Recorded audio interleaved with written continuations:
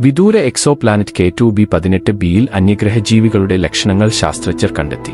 120 പ്രകാശവർഷം അകലെ ലിയോ നക്ഷത്രസമൂഹത്തിൽ സ്ഥിതി ചെയ്യുന്ന K2b18b അതിന്റെ നക്ഷത്രത്തിന്റെ വാസയോഗ്യമായ മേഖലയ്ക്കുള്ളിൽ പരിക്രമണം ചെയ്യുന്ന ഒരു സൂപ്പർ എർത്ത് ആണ്. അതായത് ദ്രാവക ജലത്തെ പിന്തുണയ്ക്കുന്ന സാഹചര്യങ്ങൾ ഉണ്ടാകാം. ജെയിംസ് വെബ് ബഹിരാകാശ ദൂരദർശിനി ഉപയോഗിച്ച് ജ്യോതിശാസ്ത്രജ്ഞർ ഭൂമിയിലെ ജീവജാലങ്ങൾ മാത്രം ഉൽപ്പാദിപ്പിക്കുന്ന ഒരു രാസവസ്തുവായ ഡൈമെഥൈൽ സൾഫൈഡിന്റെ അംശം കണ്ടെത്തി.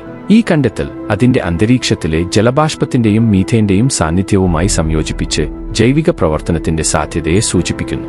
ഇത് ജീവന്റെ കൃത്യമായ തെളിവല്ലെങ്കിലും നമ്മുടെ സൗരയൂഥത്തിന് പുറത്ത് നാം ഇതുവരെ കണ്ടെത്തിയിട്ടുള്ളതിൽ വച്ച് ഏറ്റവും ശക്തമായ സൂചകങ്ങളിൽ ഒന്നാണ്.